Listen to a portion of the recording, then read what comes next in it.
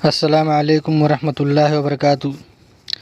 अज़ीज़ तुलबो तालिबात, आप तमामी का फिर से इस्तकबाल है, स्वागत है हमारे यूट्यूब चैनल नेशंस बिल्डर पे। आओ मराठी सीखे। प्यारे बच्चों, आज का हमारा जो पाठ है, पाठ क्रमांक 33 को शो कश को और शो मिलाकर ये व्यंजन बनता है, ये अक्षर बनता है। इस हर्फ में आधा को और पूरा शो है। इस हर्फ में आधा को और पूरा शो है।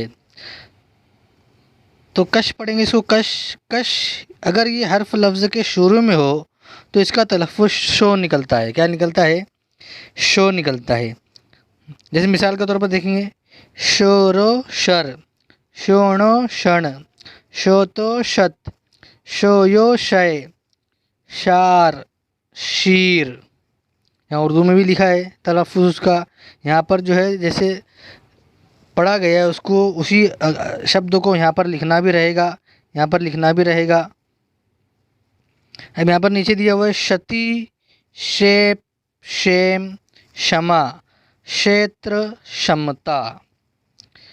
शती, शौर, क्षीण, शूद्र, क्षुधा, क्षेत्रफल, क्षेत्रीय, शुल्लक, क्षेपण, क्षत्रिणी, समय, शरण, शुद्धालु, शोभ, क्षणार्थ, क्षणिक, क्षितिज, क्षीर सागर, क्षणभंगुर, शूद्र, क्षुधित, क्षेम, क्षयरोग, शांत, क्षीण, शोभ। प्यारे बच्चों, हमने यहाँ पर बहुत सारे कश जो शब्द है कश, इससे बहुत सारे शब्दों को देखा। अगर ये लफ्ज़ शुरू में आता है तो उसकी आवाज़ क्या निकलती है? शो निकलती है। यहाँ पर बहुत सारे शब्द के मानी भी बताए गए हैं यहाँ पर कि उस लफ्ज़ का मानी क्या बनता है, क्या होता है।